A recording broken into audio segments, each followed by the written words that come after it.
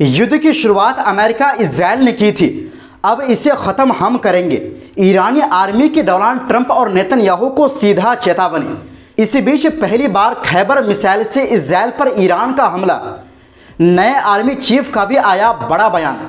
वहीं दूसरी ओर straight of Hormuz समुद्री रास्ते को बंद करने के ईरानी फैसले के बाद यूरोपीय देशों में हड़कंप।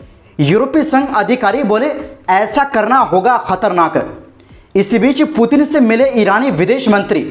अमेरिकी हमले पर भी हुई चर्चा और साथ में आपको ये भी बताएंगे ईरान के परमाणु ठिकानों का निरीक्षण करने के लिए संयुक्त राष्ट्र की एजेंसी ने रखी ये मांग। दोस्तों सभी खबरों पर विस्तार से बात करेंगे, तो आप मेरे साथ इस वीडियो के आखिर तक बने रहें।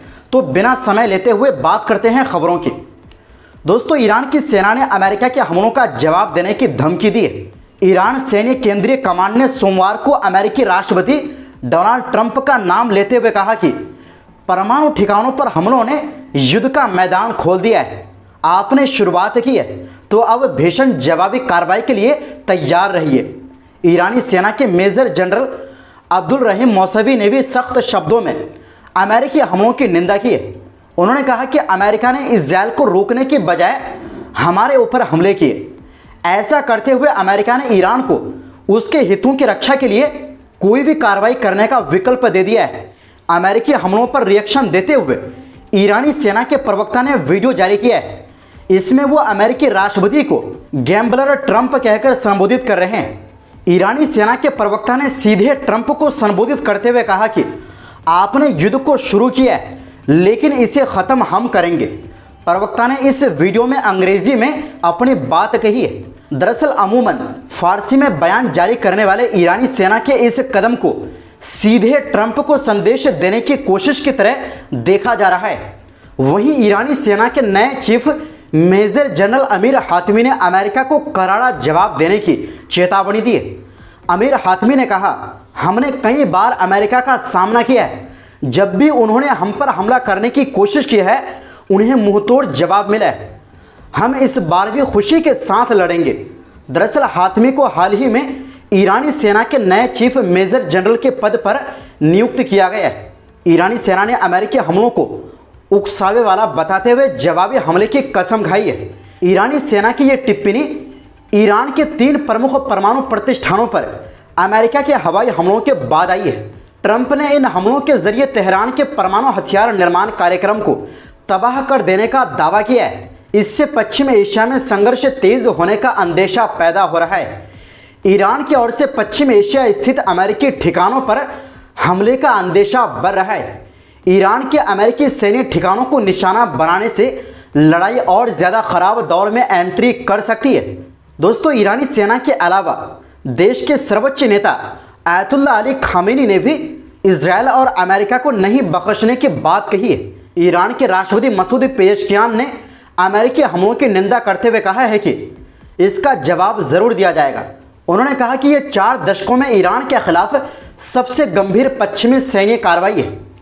डोनाल्ड ट्रंप ने ईरान ही नहीं अमेरिकियों को भी धोखा दिया है।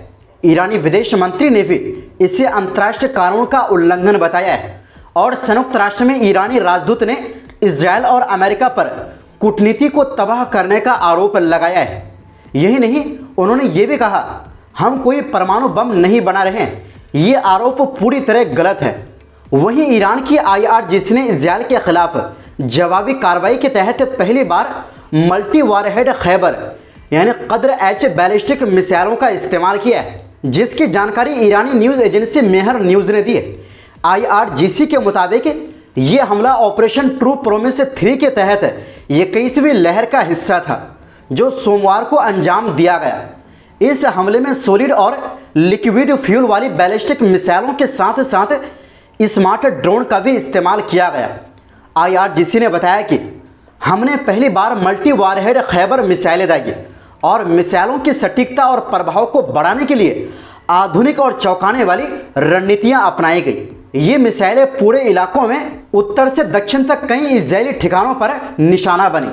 IRGC ने कहा कि हमारी ये जवाबी कार्रवाई बिना रुके जारी रहेगी। अब हम इजरायली एयर डिफेंस सिस्टम की कमजोरियों को निशाना बना रहे हैं। वहीं दूसरी ओर दोस्तों, यूरोपीय यूनियन के विदेश मामलों के प्रमुख काजा क्लास ने सोमवार को कहा कि अगर ईरान होर्मुज जलडम रुमदिये को बंद करता है तो ये पूरी दुनिया के लिए बहुत ही खतरनाक साबित हो सकता है। उन्होंने ये बात उस वक्त कही जब ईरान ने अमेरिका द्वारा किए गए परमाणु ठिकानों पर हमलों के जवाब में कड़ा कदम उठाने की चेतावनी दी। ईरान की संसद ने पहले ही होर्मुज जलडम रुमदिये को बंद करने का प्रस्ताव पास कर दिया है, लेकिन आखिरी फैसला ईरान की नेशनल सिक्योरिटी काउंसिल लेगी। काजा क्लास ने कहा कि यूरोपीय यूनियन का मकसद है कि इस पूरे तनाव को बातचीत से सुलझाया जाए और हालात बिगड़ने ना दिए जाएं।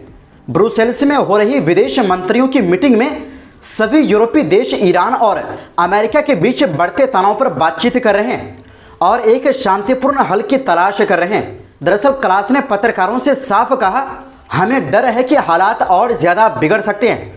अगर ईरान ने होर्मुज को बंद किया तो इसका असर पूरी दुनिया पर पड़ेगा और ये किसी के भी फायदेमंद नहीं होगा। दोस्तों, होर्मुज जलडम रुमदिये यानी स्ट्रेट ऑफ होर्मुज दुनिया के सबसे ज़रूरी समुद्री रास्तों में से एक है। यहाँ से दुनिया का करीब 25% तेल आता जाता है। ईरान, ओमान और यूएई इस रास्ते को साझा करते हैं। अगर यहाँ जहाज़ों की आवाजाही बंद हुई तो इससे तेल की कीमतें आसमान छू सकती है और पेट्रोल, डीजल से लेकर रोज़मर्रा की चीज़ों के दाम बढ़ सकते हैं। दुनिया की बड़ी फाइनेंशियल कंपनी गोल्डमैन सैक का कहना है कि 2025 में ईरान के द्वारा होर्मुज को बंद करने की 52% संभावना है। उनका यह आकलन पॉली मार्केट नाम की एजेंसी के आंकड़ों पर आधारित है। ईरान के सरकारी चैनल प्रेस टीवी ने बताया कि अभी होर्मुज जलडम रुमदिये को बंद करने का फैसला नेशनल सिक्योरिटी काउंसिल के पास है। संसद तो पहले ही इसके लिए हामी भर चुकी है। वहीं दूसरी ओर दोस्तों, रूस के राष्ट्रपति व्लादिमीर पुतिन और ईरान के विदेश मंत्री अब्बास अरागची के बीच क्रेमलिन में बातचीत हुई है। रूस के सरकारी समाचार चैनल पर व्लादिमीर पुतिन ने कहा, ईरान के खिलाफ यह पूरी तरह से अकारण आक्रामकता है जिसका कोई आधार और कोई जायज़ वजह नहीं है। पुतिन ने कहा, मुझे बहुत खुशी है कि आप यानी अब्बास अरागची आज मॉस्को में हैं। इससे हमें इन सभी कठिन मुद्दों पर चर्चा करने और साथ मिलकर ये सोचने का मौका मिलेगा कि आज की स्थिति से कैसे बाहर निकला जाए। ईरान के विदेश मंत्री ने कहा कि उनके देश के रूस के साथ बहुत करीबी और दोस्ताना संबंध है और अब ये रिश्ते अब रणनीतिक रूप ले चुके हैं। अरागची ने कहा कि इजरायल और अमेरिका के हमलों ने अंतर्राष्ट्रीय नियमों और मानदंडों का उल्लंघन किया है। दरअसल इस साल की शुरुआत में रूसी राष्ट्रपति पुतिन और ईरानी राष्ट्रपति मसूद पेजेश्कियान के बीच एक रणनीतिक साझेदारी समझौता भी हुआ था। इस समझौते में सुरक्षा सहयोग बढ़ाने की बात कही गई है, लेकिन ये कोई सैन्य गठबंधन नहीं है और इससे रूस पर तेहरान की रक्षा करने की बाध्यता नहीं है। वहीं दूसरी ओर अंतर्राष्ट्रीय परमाणु ऊर्जा एजेंसी IAEA के प्रमुख राफेल ग्रोसी ने ईरान में युद्ध विराम की अपील की है ताकि ईरान के परमाणु ठिकानों का निरीक्षण किया जा सके। उन्होंने कहा, ज़मीनी हकीकतों को स्थापित करना किसी भी समझौते के लिए ज़रूरी शर्त है और ये सिर्फ IAEA की जांच के लिए ही संभव है। राफेल ग्रोसी ने आगे कहा, ज़रूरी सुरक्षा और संरक्षा की स्थिति बनाए रखने के लिए दुश्मनी का ख़त्म होना ज़रूरी है ताकि IAEA की टीम ईरान की स्थिति का आकलन करने के लिए उन जगहों पर जा सके। तो दोस्तों, फिलहाल के लिए इस रिपोर्ट में बस इतना ही। इस पर आपकी क्या राय है कमेंट बॉक्स में ज़रूर दें।